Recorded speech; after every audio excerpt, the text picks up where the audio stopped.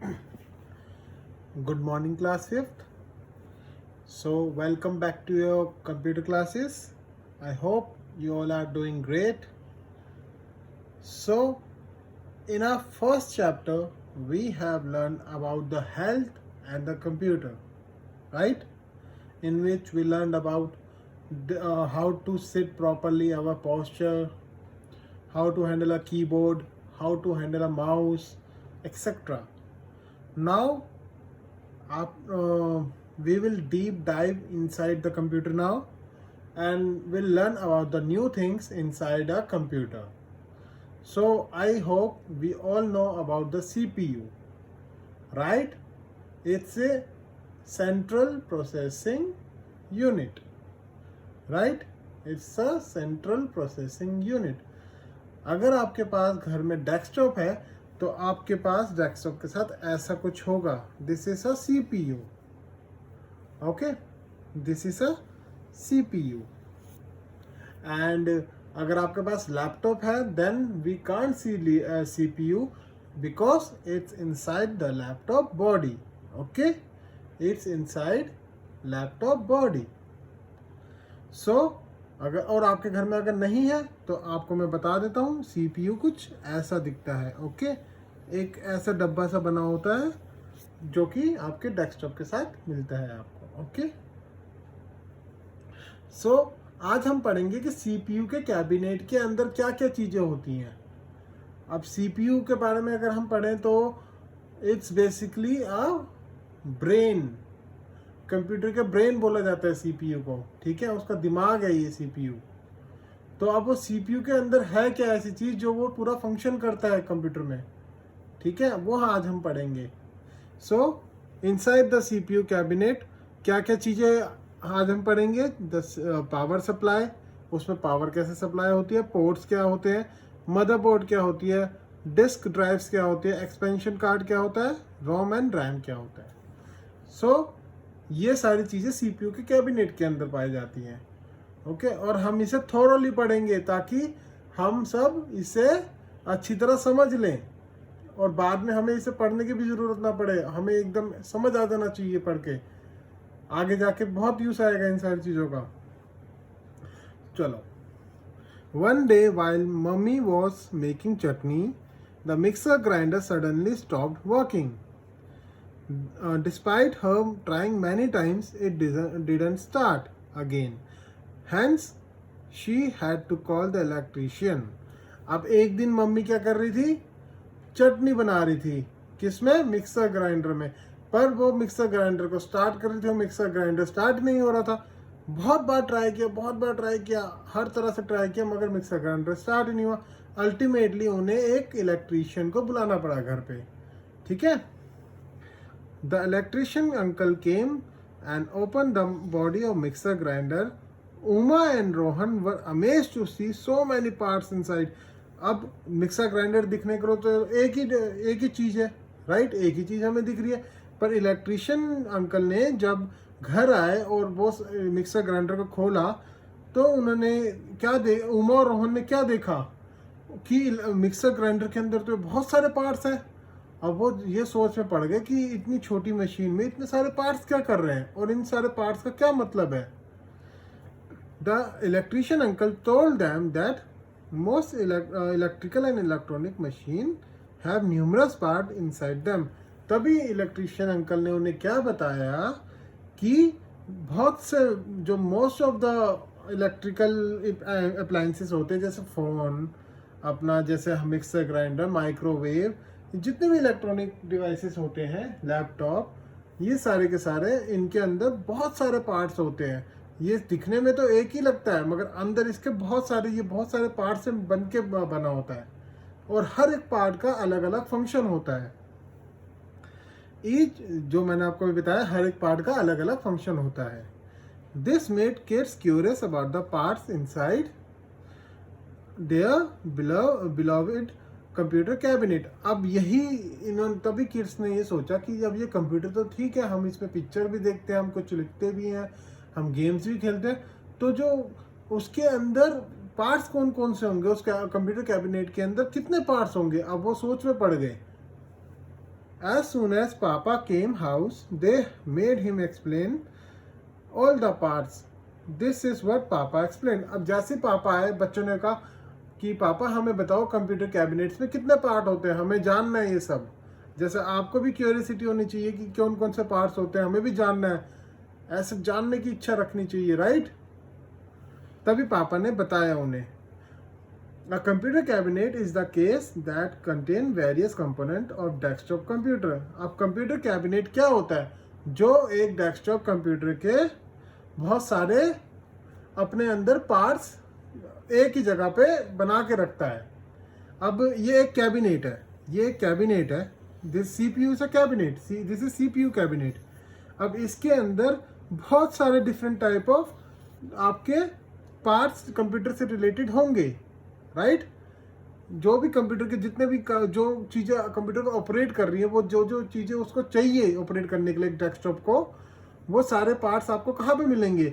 वो सारे पार्ट्स आपको CPU के अंदर ही मिलेंगे, ठीक है। अगर जैसे फॉर एग्जांपल अगर आपको डेस्कटॉप में माउस कनेक्ट करना है, माउस को कनेक्ट करने के लिए आप किस माउस की तार को किससे कनेक्ट करोगे? आप CPU से कनेक्ट करोगे, ठीक है।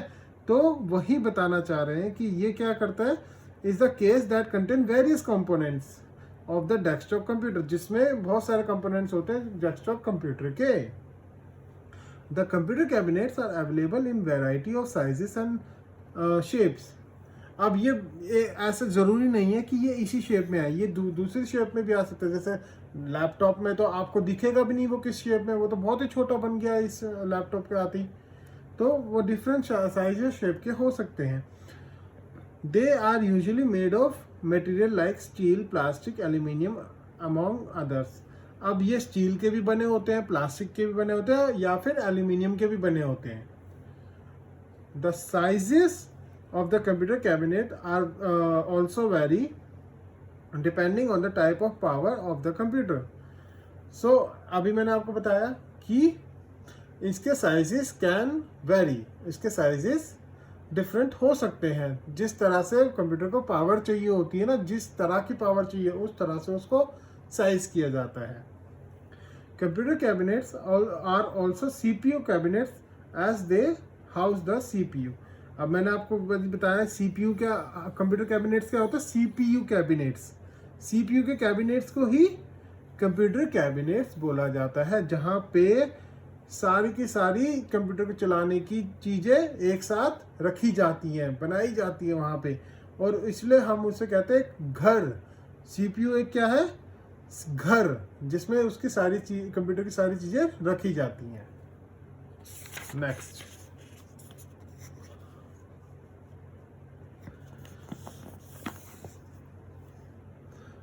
a computer cabinet contains the electronic component which function together to make the computer work.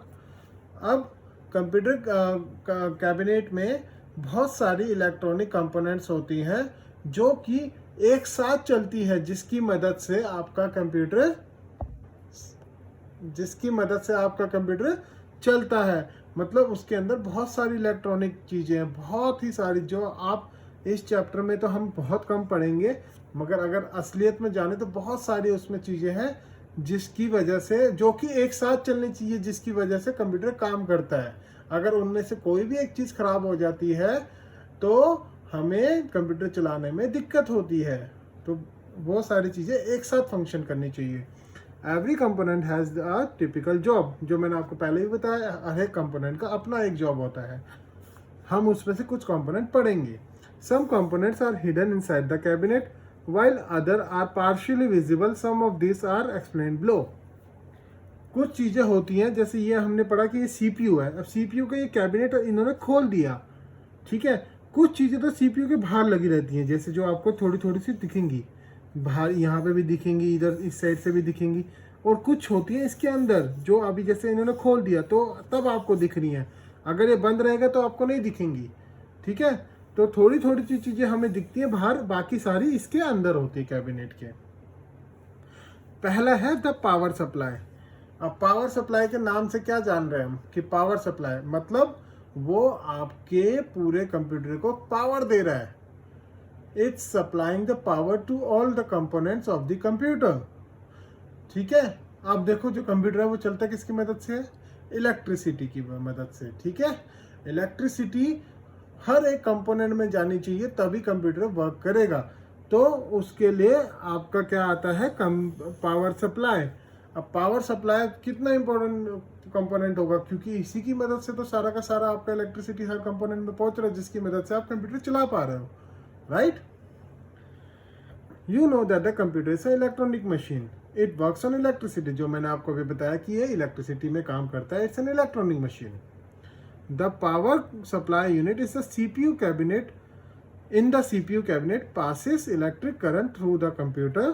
You can see the power supply metal box in the corner of the cabinet. अभी मैंने आपको यही बताया कि पावर सप्लाई यूनिट क्या करता है? CPU की कैबिनेट से इलेक्ट्रिक करंट को कंप्यूटर पे पास करता है, जिसकी मदद से कंप्यूटर ऑन हो जाता है या फिर हम कंप्यूटर में वर्क कर पाते हैं। ठीक है, और ये कैबिनेट अगर आपके पास डेस्कटॉप है तो आप देखेंगे कि वो अगर आप इस कैबिनेट को खोलेंगे तो एक कॉर्नर में लगा रहता है ये कैबिनेट। ठीक है, the power cord and the cooling fan are also visible in the box.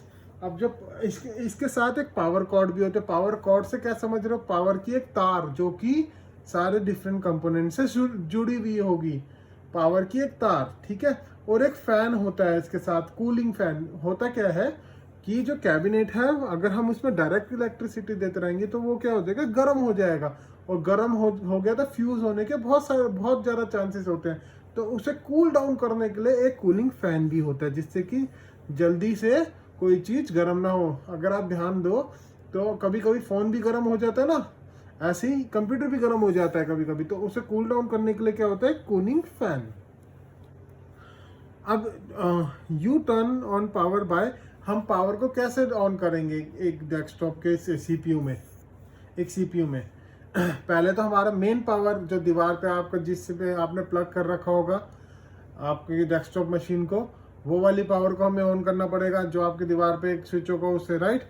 Switching on the main power supply switch on the wall and then pressing the little button in front of the CPU cabinet. अब CPU cabinet के बिल्कुल सामने ये जैसे ये छोटा सा एक बटन होगा, इसको आप प्रेस कर दोगे तो आपका सीपीयू ऑन हो जाएगा। ठीक है, ऐसे ही हम ऑन करते हैं। आप इसके पीछे कितनी सारी चीजें चल रही हैं आपको ये सब नहीं पता, बट हमारा क्या काम था? हमारा काम था सिर्फ एक छोटे से स्विच को ऑन करना, और जो मेन सप्लाई है दीवार से जो हमने प्लग लगा रखा है उसे ऑन करना। और पूरा का पूरा प्रोसेस कौन संभालता है? CPU and the power supply. Second is the motherboard.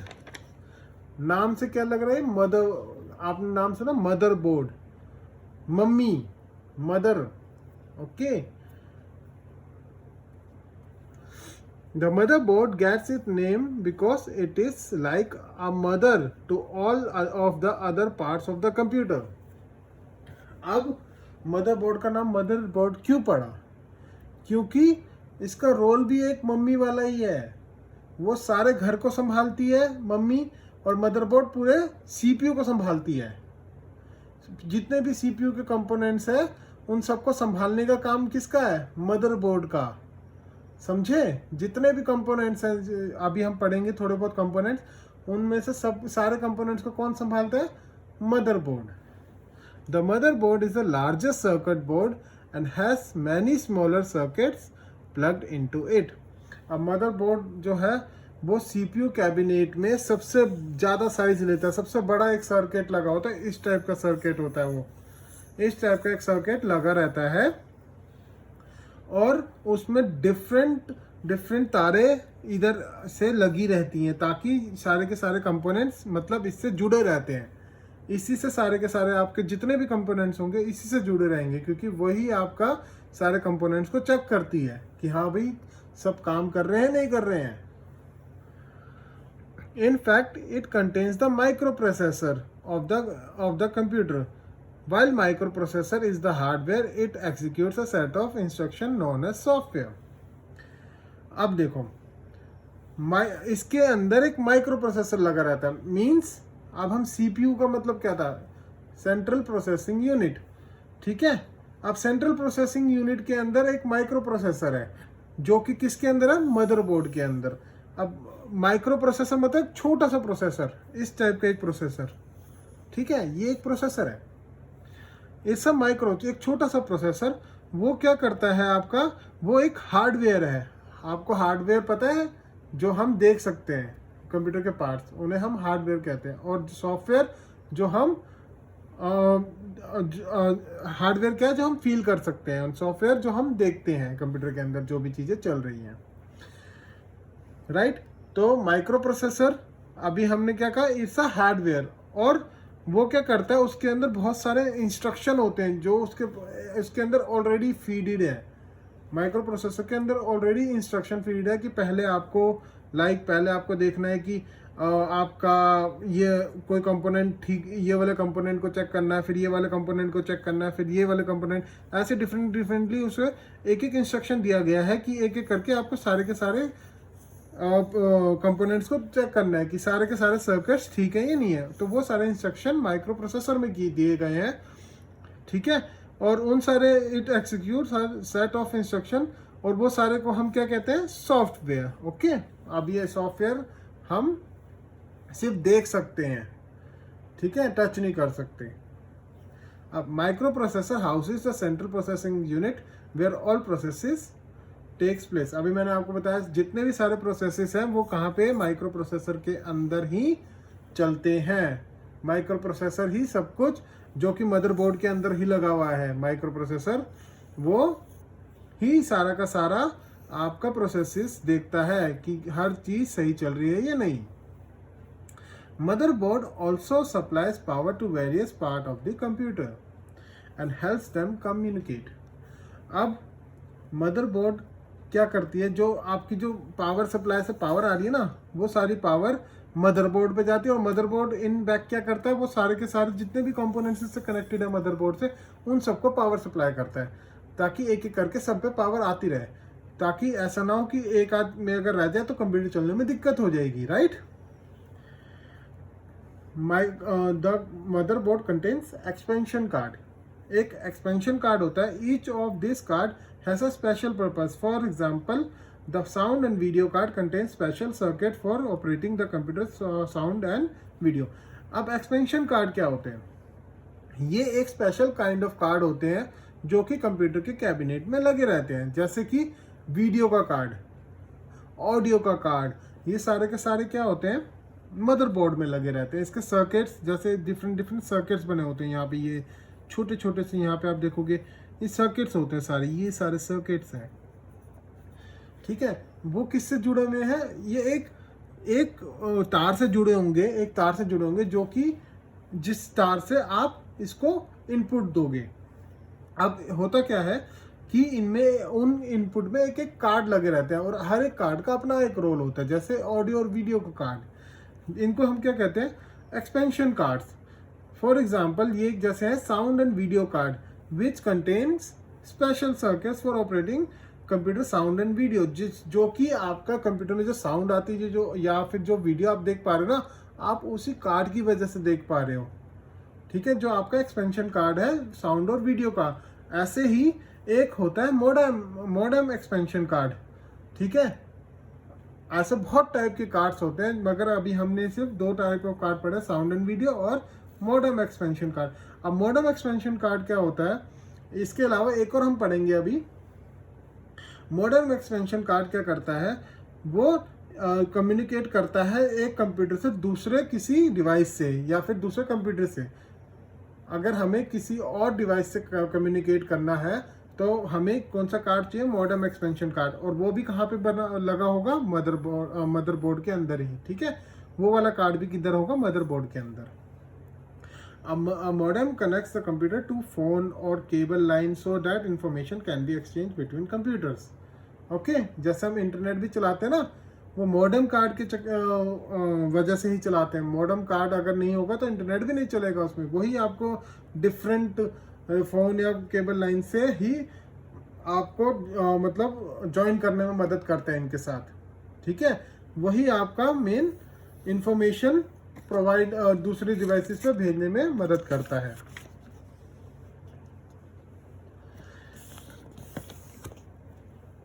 One of the most important component of the motherboard is the BIOS chip.